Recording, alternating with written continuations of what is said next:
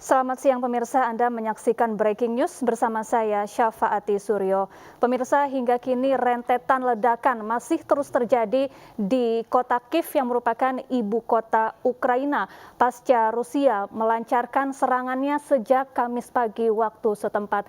Hingga kini situasi di Ukraina dan juga beberapa kota-kota lainnya di Ukraina semakin mencekam dan terus memanas. Dan inilah situasi terkini di ibu kota Ukraina, yakni kota Kiev, pasca beberapa serangan yang dilancarkan oleh Rusia sejak Kamis pagi waktu setempat. Situasi di beberapa jalan protokol dan juga tempat pelayanan publik serta kantor pemerintahan di sana tampak sepi. Namun lalu lintas masih berjalan di sana. Presiden Rusia Vladimir Putin baru saja meluncurkan invasi skala penuh ke Ukraina. Kota-kota Ukraina yang disebut sedang damai tiba-tiba diserang pada Kamis pagi waktu setempat. Suara-suara ledakan pun terdengar sejak Kamis pagi di Kiev, ibu kota Ukraina, dan kota pelabuhan Mariupol.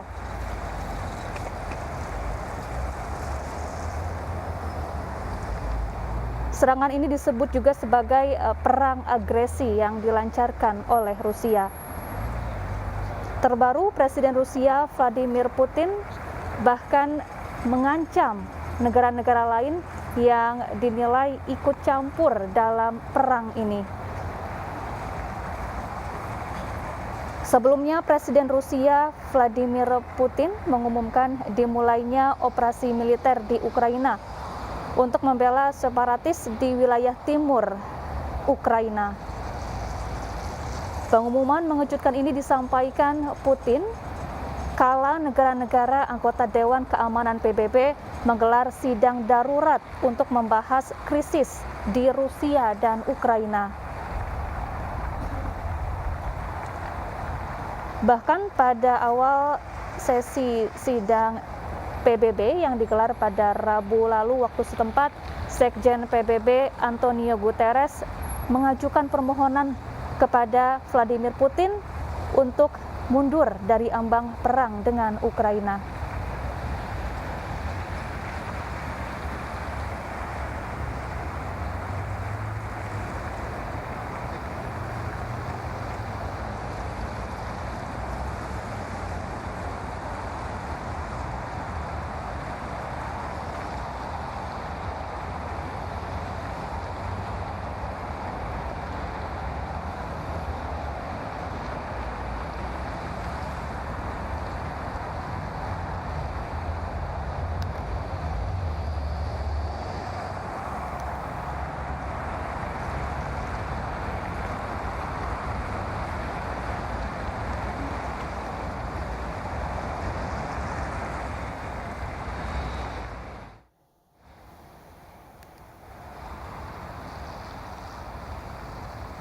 Dan pemirsa, kini kita telah terhubung dengan pengamat hubungan internasional, ada Teguh Reza Syah yang tersambung melalui sambungan telepon. Selamat siang, Pak Teguh Reza Syah. Selamat siang, salam dari Bandung. Ya, Pak Teguh Reza, bagaimana Anda melihat serangan yang dilancarkan oleh Rusia terhadap Ukraina hari ini? Kalau saya merujuk pada statement-statement dari Moskow, yang terjadi ini adalah suatu operasi militer terbatas, yakni konflik perbatasan, dan secara teori ini sudah dimenangkan oleh Rusia atas Ukraina, karena perbandingan kekuatan mereka sudah tidak sebanding. Saat ini Rusia sudah menempatkan 150.000 pasukan di perbatasan, sedangkan Ukraina hanya memiliki total di seluruh wilayahnya 125.000 perbatasan, 125.000 di perbatasan. Tank Rusia memiliki operable 311.000 dan Ukraina hanya punya 2.100. dan yang namanya artileri dan senjata berat Rusia itu sudah mengarah ke situ. Jadi ini teknis, perang ini sudah, mungkin definisi perang itu terlalu berat ya. Ini operasi militer ini sudah dimenangkan oleh Rusia sebelum Putin meminta izin dari parlemen Australia. Jadi apalagi kalau kita ketahui ya, Rusia ini negara adikuasa. Teknologi remote sensing mereka luar biasa. Tahun 59 mereka sudah berhasil mengagetkan dunia lewat astronotnya yang pertama itu, Yuri Gagarin. Apalagi sekarang teknologi pada 2021.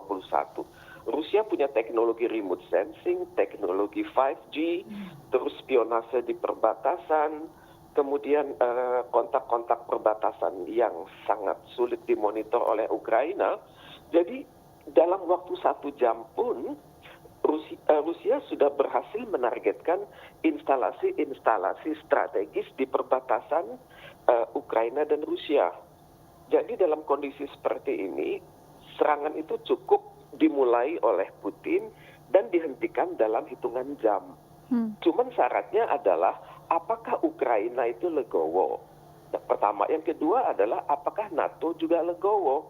Karena ini yang kita terus terang nggak mungkin menyalahkan Rusia yang ingin mempertahankan kewibawaannya di seluruh wilayah mantan Uni Soviet. Dan Rusia menganggap dirinya adalah pewaris yang sah. Jadi untuk itu ya saya pikir NATO nggak usahlah bermain-main sampai ke wilayah perbatasan Rusia. Cukup dia mempertahankan Eropa Barat dan maksimal hanya sampai dengan Rusia. Maksimum hanya sampai ke Polandia. Dan tidak bermain-main dengan wilayah tradisional Uni Soviet. Dan untuk itu saya pikir Ukraina hendaknya berpikir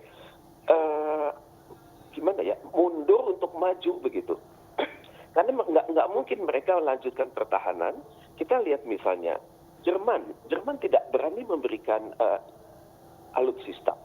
Karena paling Jerman hanya mengatakan akan memberikan peralatan-peralatan medis. P3K. Sedangkan Inggris seperti biasa menempatkan diri sebagai sekutu Amerika Serikat. Kemudian Prancis juga masih trauma dengan serangan Napoleon di masa lalu. Jadi tampaknya Ukraina ini sendirian. Dan mungkin yang bisa diandalkan itu hanya dukungan diplomatik dunia agar segera terjadi ceasefire. Dan untuk itu kekuatan diplomasi masih bisa diharapkan. Tapi negara mana yang bisa menggalang solidaritas global itu ya kecuali Indonesia. Dan saya masih berharap kekuatan mesin diplomasi Indonesia itu bergerak saat ini. Indonesia plus ASEAN plus G20 plus OKI plus GNB. Dan kita langsung membuat suatu atau merancang sidang khusus di Majelis Umum terlepas dari apa yang diperdebatkan oleh negara-negara besar di situ. Sekarang yang ambil alih adalah negara-negara sedang berkembang yang komposisi penduduk dan luas negaranya lebih dari 50% dunia. Ya, Pak Teguh Reza, apakah tindakan Putin ini dapat dikatakan tidak tepat dengan melancarkan serangannya kepada Ukraina? Karena sebelumnya PBB pun sudah menahan Putin agar tidak melancarkan serangan kepada Ukraina dan juga negara-negara lainnya yang tidak mengharapkan perang ini, begitu Pak? Kalau saya perhatikan situasi di dalam negeri Rusia 24 jam terakhir, itu kan yang ragu-ragu atas hal ini bukan hanya negara-negara Eropa, tapi KGB Rusia juga nggak tahu apa yang harus dilakukan. Putin adalah pihak yang benar-benar mengambil alih, dan dia benar-benar memanfaatkan karisma di dalam negeri, reputasi global dia, dan pemahamannya atas informasi strategis yang ada di dunia. Memang betul yang dilakukan oleh Putin ini adalah sama dengan yang ditentang oleh PBB, yakni terjadi suatu pelanggaran wilayah, terjadi pelanggaran kedaulatan, dan itu memang benar. Tapi Rusia juga pasti punya amunisi sendiri tentunya dia akan mengatakan ini adalah suatu tindakan hukuman, misalnya punitive action, seperti yang dilakukan oleh China atas Vietnam selepas perang Indochina. Jadi hal-hal semacam ini yang masih menjadi perdebatan di kalangan pakar hukum internasional, tapi ya secara bertahap ya siapa yang akan memenangkan informasi global. Jadi dalam kondisi seperti ini mereka yang menguasai informasi akan menguasai alam berpikir masyarakat di dunia saat ini. Iya, pasca serangan ini apa yang sebaiknya dilakukan oleh pihak Ukraina? Saya pikir Ukraina nggak punya pilihan lain selain menghimbau dunia, kemudian tidak melakukan langkah-langkah yang provokatif terhadap Rusia, dan juga langsung mengatakan menolak menjadi anggota NATO dan tidak akan pernah lagi mengajukan permohonan dan akan selalu mengkonsultasikan rencana-rencana internasionalnya dengan sepengetahuan Rusia. Karena jutaan rakyat jadi taruhannya saat ini. Saya pikir harus mawas dirilah Ukraina. Ukraina saya pikir hendaknya menempatkan semangat kebangsaannya dan bukannya semangat kenatoannya. Ya, beberapa saat lalu Presiden Rusia Vladimir Putin bahkan mengancam negara-negara lain yang dinilai ikut campur dalam perang ini, Betul. Pak. Tanggapan Anda, Betul. Pak? Betul, Putin sangat keras, apalagi kalau kita lihat perjalanan diplomatik Rusia sejak sebulan silam ya, itu kelihatan sekali. Dari hari ke hari Putin itu makin keras. Misalnya walaupun pihak Barat mengatakan ya sudah ada penempatan 100.000 personil di perbatasan, dibuktikan oleh berbagai satelit mata-mata dan satelit sipil Amerika Serikat. Amerika Serikat terus mengatakan Rusia sudah siap dengan serangan, tapi kan kita lihat pada saat yang sama Vladimir Putin itu mengkombinasikan serangan diplomatik dengan persiapan militer. Ini hal yang dunia harus waspadai. Kita berhadapan dengan seorang negarawan, dalam hal ini Vladimir Putin, yang perhitungan itu sangat saintifik dan didukung data-data real time. Jadi dia mengatakan terakhir misalnya walaupun 70% persyaratan itu sudah siap untuk menyerang, tapi dia tidak lakukan itu. Dan Putin bahkan terakhir bikin joke pada saat dia bertemu dengan Menteri Luar Negeri Inggris, dia mengatakan yang bertemu itu adalah saya dengan orang yang buta dan tuli begitu. Jadi dia mencoba memainkan semangat masyarakat British, karena kalau berbicara soal perang kita harus akui informasi intelijen Inggris itu sangat terbatas. Walaupun sama-sama di Eropa dan tergantung pada suplai dari Amerika. Kita misalnya ketahui Perdana Menteri Inggris yang terakhir itu pernah mengatakan kecewa gitu, karena serangan ke Irak, serangan ke Afghanistan itu kalau dilihat dengan informasi yang terkini itu sebenarnya masih mentah begitu, tapi dipaksakan oleh CIA sehingga British berada pada situasi harus segera mengambil keputusan. Dan untuk itu ya kita melihat sama-sama yang besar kepala itu adalah Amerika Serikat dan juga Ukraina. Dan sekaranglah saatnya Ukraina untuk mengatakan tolonglah abang, saya mengerti apa yang abang mau dan saya akan tetap hidup rukun sama-sama seperti kita di zaman Uni Soviet di masa lalu. Saya pikir itu adalah jawaban paling simpatik dari kalangan Ukraina. Iya. Kemudian apa saja dampak yang timbul akibat perang ini bagi negara-negara lain di seluruh dunia, baik dari segi perekonomian, kemudian sosial, politik dan lain sebagainya, Pak? Pertama, ini menjadikan perbatasan Eropa itu menjadi wilayah kritis itu. Semua perbatasan Eropa, entah apapun sistem politik mereka, itu akan menjadi saling khawatir satu sama lain. Kemudian mereka akan saling memonitor pergerakan apa yang dilakukan oleh tetangga mereka langsung maupun tidak langsung. Itu akan menciptakan sesuatu hal yang namanya itu regional and global arms race. Jadi pacu senjata akan semakin dahsyat. Kemudian tidak mustahil situasi ini akan membawa kita kembali pada situasi zaman Perang Dingin. Di mana negara-negara itu akan dengan diam-diam mempersenjatai diri dan diam-diam juga mempersiapkan senjata nuklir.